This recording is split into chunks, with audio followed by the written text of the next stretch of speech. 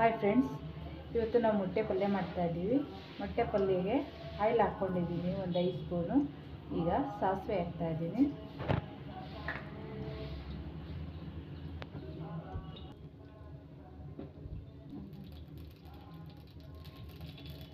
ಈಗ ಈರುಳ್ಳಿ ಹಾಕ್ಕೊತಾ ಇದ್ದೀನಿ, ಚಿಕ್ಕದಾಗಿ ಕಟ್ ಮಾಡ್ಕೊಂಡು ಇಟ್ಕೊಂಡಿದ್ದೀನಿ.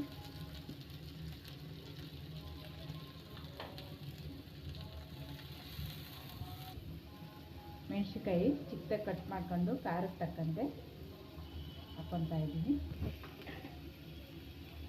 ಇವೆಲ್ಲ ಫ್ರೈ ಆಗಬೇಕು, ಒಂದು 2-3 ನಿಮಿಷ ಆಗುತ್ತೆ. ನೀಟಾಗಿ ಈರುಳ್ಳಿ ಎಲ್ಲ ಬ್ರೌನ್ ಕಲರ್ ಬರಬೇಕು. ಈಗ ಈರುಳ್ಳಿ ಬೆಂದಿದೆ, ರುಚಿಗೆ ತಕ್ಕಷ್ಟು ಉಪ್ಪು ಹಾಕ್ಕೊತಾ ಇದ್ದೀನಿ. ನಾನಿಲ್ಲಿ ಒಂದು 5 ಮೊಟ್ಟೆ, 5ರಿಂದ 6 ಮೊಟ್ಟೆ ತೊಗೊಂಡಿದ್ದೀನಿ.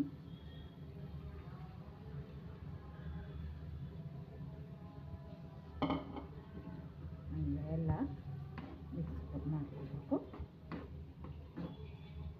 2ರಿಂದ 3 ನಿಮಿಷದೊಳಗೆ ಮೊಟ್ಟೆ ಪಲ್ಯ ರೆಡಿ ಆಗೋಗುತ್ತೆ.